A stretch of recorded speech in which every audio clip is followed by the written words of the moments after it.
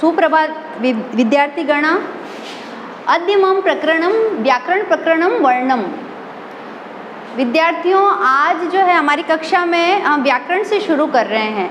संस्कृत की क्लास में हम व्याकरण से शुरुआत कर रहे हैं, फिर हम चैप्टर भी लेंगे, यानी आपके पार्ट है जो हम बाद में लेंगे। पहले मैंने व्याकरण में जो है वर्ण टॉपिक से हम शुरू करेंगे, ठीक है। तो आज हमारी क्लास शुरू हो रही है, आप सब ध्यान देंगे बोर्ड पे।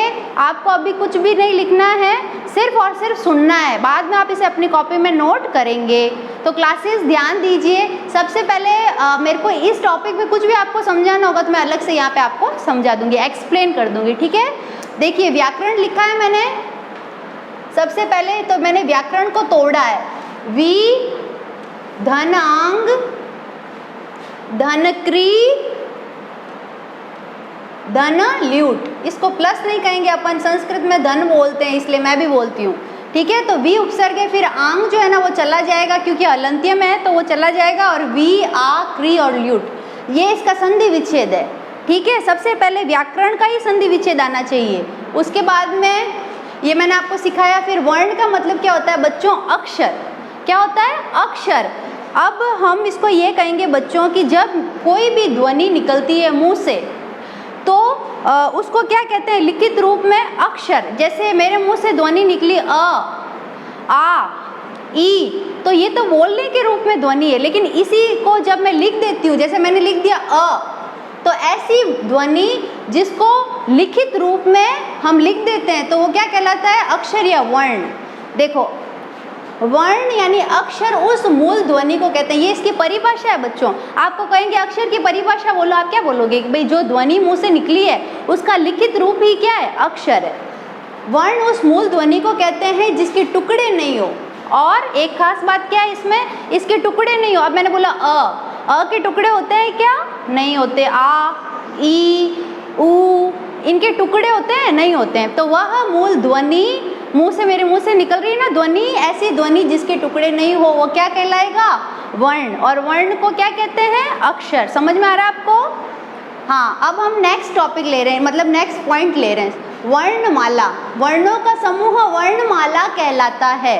वर्ण, सारे अक्षर मिल जाएंगे, सारे स्वर, सारे व्यंजन मिल जाएंगे तो वो क्या कहलाएगी? एक वर्णमाला बन जाएगी। जैसे कि 13 स्वर होंगे और 33 व्यंजन होंगे, वो मिल जाएंगे ना, तो क्या कहलाएगी? वो वर्णमाला। वर्णों का समूह, एक जैसे बारकड़ी नहीं होती आपकी क ख ग, सारे इकट्ठे आ जाते हैं, बिल्कुल वैसे ही है ना। तो इसको आप ध्यान दें कि वर्णों का, आपको परीक्षा में पूछेंगे वर्णमाला, तो आप क्या बोलेंगे? वर्णों का समूह। वर्ण यानी अक्षरों का समूह वर्णमाला कहलाता है। ये क्लियर हुआ? अब नेक्स्ट पॉइंट, वर्ण भेद। संस्कृत में वर्ण 2 प्रकार के माने गए हैं। संस्कृत जो है इसमें वर्ण 2 प्रकार के हैं। सबसे पहले का नाम क्या है? स्वर। दूसरे का नाम क्या है? व्यंजन, ठीक है। स्वर का एक और नाम है, वो क्या है? अच। और व्यंजन का क्या है? हल। ये अच और हल क्या होते हैं ये आगे हम पढ़ेंगे। जैसे जैसे हमारा टॉपिक आगे बढ़ता जाएगा आपको समझ में आता जाएगा। फिलहाल आपको क्या याद रखना है? स्वर मतलब अच, अच मतलब स्वर, व्यंजन मतलब हल, हल मतलब व्यंजन।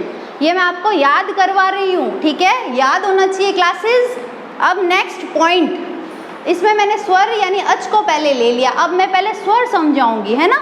जिन वर्णों का उच्चारण करने के लिए अन्य किसी वर्ण की सहायता नहीं लेनी पड़ती, जैसे कि मैंने बोला अ। अब आप बताओ कि मैंने अ बोला तो अ ही सुनाई दिया। अगर मैं बोलती हूँ क, तो अब देखो क में पीछे अ आया है, शुरू तो क से किया और पीछे क्या आया? अ, तो अलग लग रहा है ना। ख, अब पीछे अ आ गया। ग, लेकिन अ कुछ आगे पीछे नहीं आया, अ का अ ही है। आ, ई, कुछ और नहीं सुनाई दे रहा है ना, 2 चीजें नहीं हो रही, एक ही चल रहा है, यानी वो स्वतंत्र है। ये सारे है ना, इनका उच्चारण करने के लिए किसी अन्य वर्ण यानी दूसरे अक्षर की जरूरत नहीं पड़ती है। फॉर एग्जाम्पल देखो, जैसे मैंने बोला ना बच्चों क, ये क बोला तो ये आधा क और ये अ आया था पीछे, बराबर ये बना पूरा क, आधा क और अ, क। तो ये क्या है? ये क्या है? ये व्यंजन है, ये व्यंजन है। जबकि हम क्या पढ़ रहे हैं? हम पढ़ रहे हैं ये स्वर, जिनके लिए किसी का भी उच्चारण करने के लिए किसी दूसरे की जरूरत नहीं पड़ती है, सेल्फ होते हैं, वो सेल्फ इंडिपेंडेंट। जैसे अ, अब अ मैंने बोला, अ बराबर अ ही हुआ, अ। कुछ और सुनाई दिया? नहीं। आ, ई। अब देखो स्वर कौन से हैं? कुल 13 हैं। अ, आ, ई, ऊ, री, रील, री, ए, ऐ, ओ, औ। ये आपको याद होने चाहिए। अब इसमें एक अंतर क्या है बच्चों, देखो इधर, अब देखो ये ऋस्व है, ये है दीर्घ, इसके भी प्रकार है स्वर के। पहला है ऋस्व।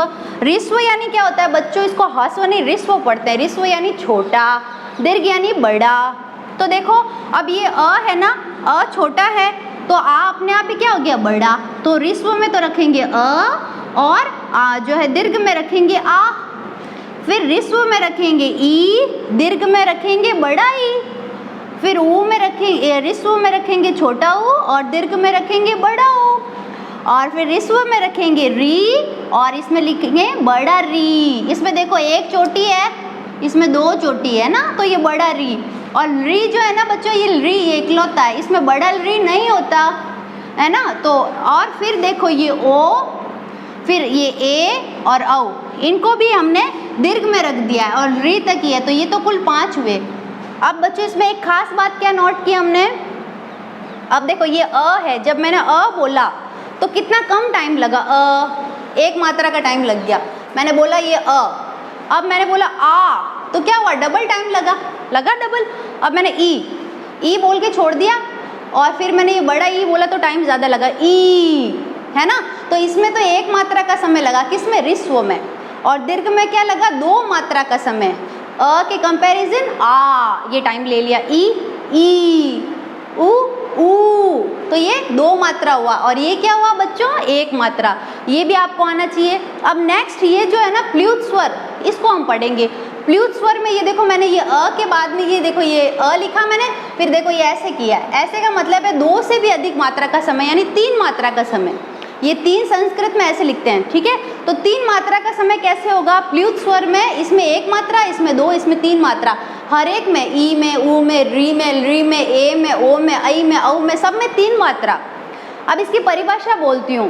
प्ल्यूत स्वर यानी ये होता है बच्चों, जब हम किसी को दूर से बुलाते हैं, दूर से हम किसको बुला रहे हैं तो हम कैसे बोलेंगे, हे राम। तो मैंने हे को खींच के क्या किया, लंबा कर दिया। तो ऐसा वर्ण जिसमें हम किसी को दूर से बुलाते हैं तो हम उसको खींच के लंबा कर देते हैं, हे राम। या फिर मैं बोलती हूँ ओम। अब मैंने इसमें कितना टाइम लिया, 1, 2 और 3, मतलब पहले से भी ज़्यादा टाइम लिया। तो प्ल्यूत स्वर का मतलब ये होता है दीर्घ स्वर से अधिक समय लगना। ये दीर्घ स्वर में डबल और इससे भी ट्रिपल, यानी उससे भी अधिक स्वर। और इसमें संबोधन होता है, जैसे हे राम शब्द के रूप पढ़े, उसमें लास्ट में होता है ना हे राम, हे रामो, हे रामा, ठीक है। तो हे राम, हे रामो, हे रामा, तो इसमें क्या होगा, ये संबोधन वाला भी किस में आएगा, प्ल्यूत स्वर में आएगा। और इसमें ओम, ये भी कैसे आएगा, प्ल्यूत स्वर में आएगा।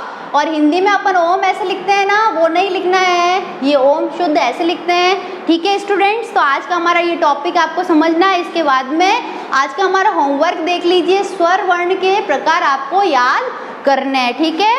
तो बहुत बहुत धन्यवाद।